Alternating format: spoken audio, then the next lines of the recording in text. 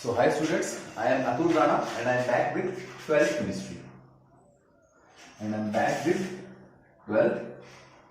chemistry.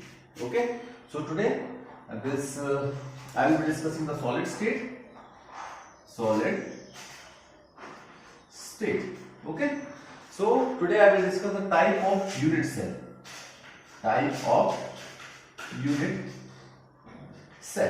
Okay, type of unit cells. So first type is simple cubic unit cell.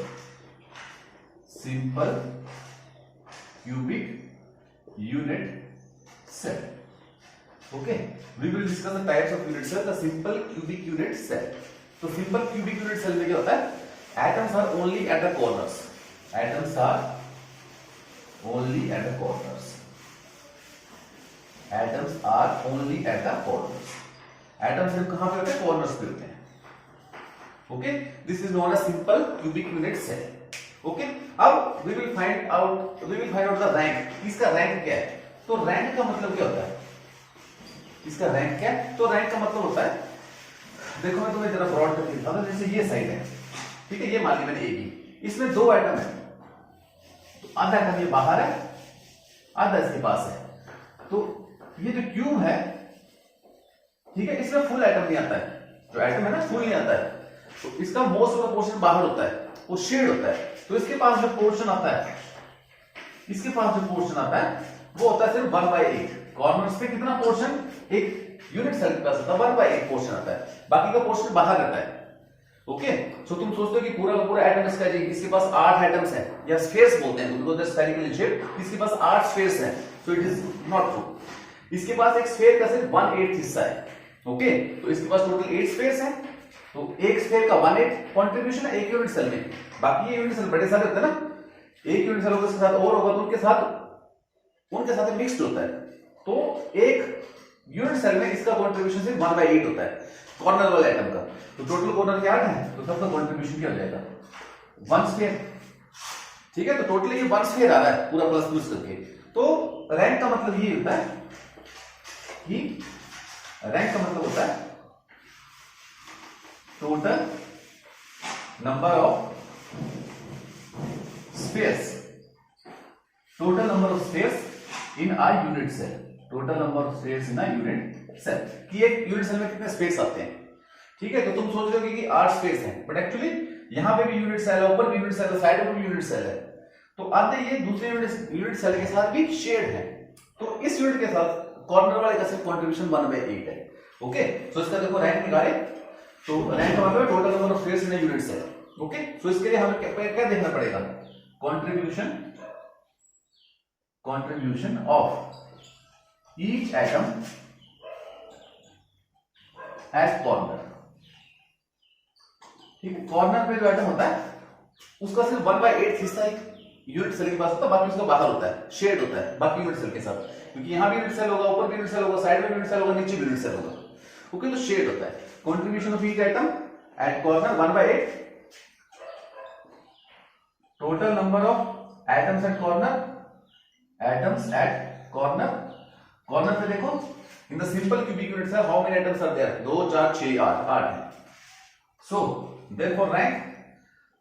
Therefore what will be the rank will be 8 है, एक का contribution 1/8 है, तो total contribution कितना होगा? 1/8 multiply by 8 that equal to 1. So the rank in case of simple cubic unit cell is 1. मतलब कुल मिलाकर इसके पास सिर्फ एक ही एटम होता है पूरा, आपकी 1/8 के साथ है. Okay, so this is simple cubic unit cell. Now I will move towards the other unit cell, that is second part, that is body centered cubic unit cell. Okay, body centered cubic unit cell. तो body centred cubic unit cell है. तो इसमें देखो क्या होगा, simple है. इसमें simple cubic cell की तरह स्ट्रक्चर होगा.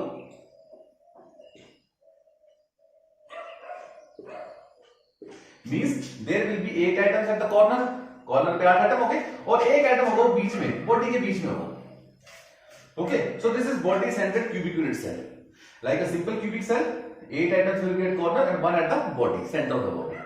ठीक है, तो इसका रैंक देखो कैलकुलेट करो, रैंक कैलकुलेट करते हैं। तो पहले हमने कॉर्नर वाले के लिए अलग से करेंगे और बॉडी वाले के लिए अलग से करेंगे। तो कॉर्नर वाला का देखो total contribution by atoms eight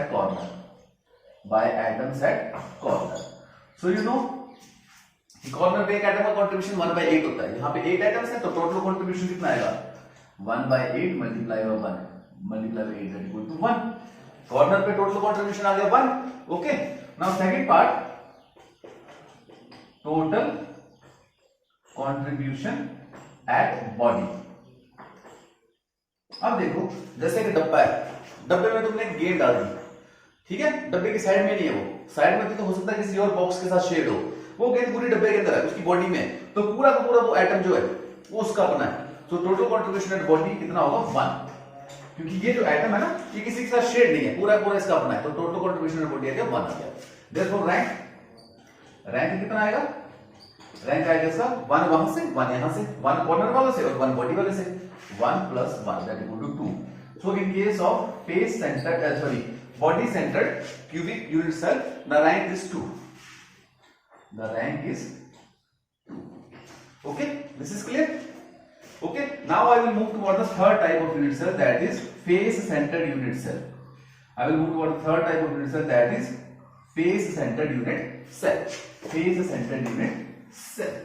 Face centered में क्या होगा, उसी की तरह होगा, सिंपल क्यूबिक सेल होगा और हर एक फेस के ऊपर, फेस के लिए मतलब है ऊपर नीचे साइड में फेस दिख रहा है ना इसके, एक फेस ऊपर है एक नीचे है, एक दाएं है एक बाएं है, ठीक है, एक पीछे एक आगे है, तो टोटल कितने फेसेस हैं, एक ऊपर, देखो ध्यान से ऊपर नीचे 2 हो गए, दाएं बाएं 4 हो गए और आगे पीछे 6 फेसेस हैं। ठीक है, तो हर एक फेस के ऊपर एक एटम होगा, हर एक फेस के ऊपर क्या होगा, एक एटम होगा हर एक फेस के ऊपर।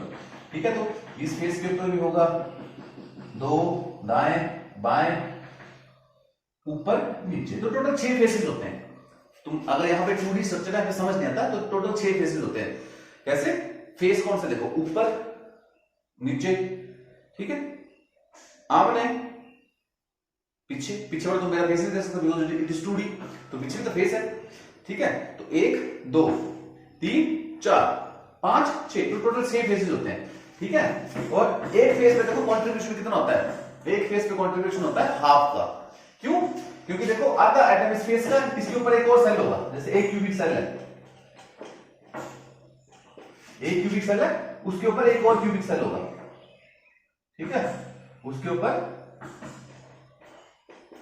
एक और क्यूबिक सेल होगा, तो यहां पे जो फेस पे होगा वो आधा इस फेस का, आधा इस फेस से, दोनों में शेयर होता है, क्योंकि फेस है ना, तो फेस वाला आधा ऊपर वाले के साथ शेयर आता है, इसके साथ शेयर है, ये वाला जो फेस वाला है इसके साइड में भी एक यूनिट सेल होगा उसके साथ शेयर है, ये वाला इसके साइड में शेयर है, इसके नीचे और उसके साथ शेयर है, और ये जो सामने वाला है इसके आगे भी एक यूनिट सेल होगा। इस तरह से बड़े सारे यूनिट सेल होते हैं ना, तो फेस वाले की कंट्रीब्यूशन होती है टोटल कंट्रीब्यूशन एट फेसेस। तो फेस वाले की कंट्रीब्यूशन होती है 1/2, हाफ होती है, हाफ होती है। यहां पे टोटल फेसेस कितने हैं, आगे पीछे ऊपर नीचे दाएं बाएं 6 फेसेस हैं, और एक एटम की कंट्रीब्यूशन 1/2 है, तो 6 एटम की कंट्रीब्यूशन कितनी होगी 3। देयरफॉर रैंक कितना आएगा इसका, रैंक कितना आएगा 3 + 1 4, तो रैंक आएगा इसमें 4। तो फेस सेंटर के केस में रैंक होता है 4। Okay, this is face centre. And now the last is edge centre, जो फोर्थ वन है दैट इज एज सेंटर। ठीक है, एज सेंटर देखते हैं, एज सेंटर में क्या होता है कि एज सेंटर में सिंपल एक क्यूबिक सेल होगा,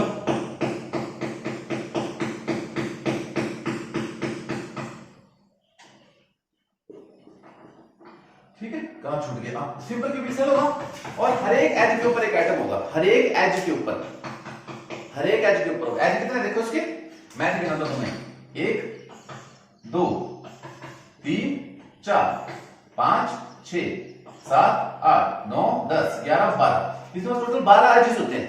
एजेस को सिंपल भाषा में तो कितनी साइड है देखो, 1 2 3 4, सब ऊपर वाली देखो 1 2 3 4, नीचे वाली 5 6 7 8, इस वाली 5 6 7 8 9 10 11 और 12।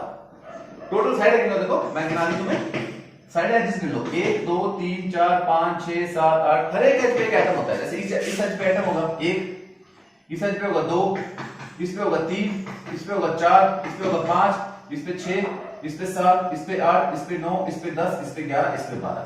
तो 12 एजेस होती हैं और 12 पे एटम होता है, ठीक है। This is edge centred.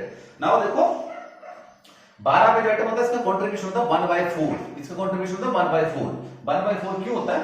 क्योंकि देखो एक इसके साइड में यूनिट सेल होगा, उसके साथ भी शेयर है, और इसके नीचे जो दो होंगे उसके साथ भी शेयर होता है, तो 4 के साथ शेयर होता है, एक तो साइड वाले के साथ और एक दो इसके नीचे जो होंगे, और ये वाला ये साइड वाले के साथ और दो इसके ऊपर जो होंगे, एक ये आ गया, एक साइड वाला आ गया और दो ऊपर वाला आ गया, तो एज पे कंट्रीब्यूशन 1/4 होता है, ठीक है। सो इसका रैंक निकालने के लिए क्या करेंगे? Rank means total contribution at corners. Corners पे तो है ये बताने की जरूरत नहीं है। What is the total contribution? 1/8 into 8 that is equal to 1। Total contribution हर केस में आया 1 होगा। Total contribution at edges, total contribution at edges. So what is the total contribution at edges? Contribution 1/4 होता है और इसके पास कितने आएगा? 12 है, तो टोटल कंट्रीब्यूशन 3 आ गया, तो इसका रैंक भी कितना आएगा? इसका रैंक भी आएगा 4। जैसे फेस सेंटर का रैंक 4 है, इसका भी रैंक 4 आएगा। Okay, so this is all.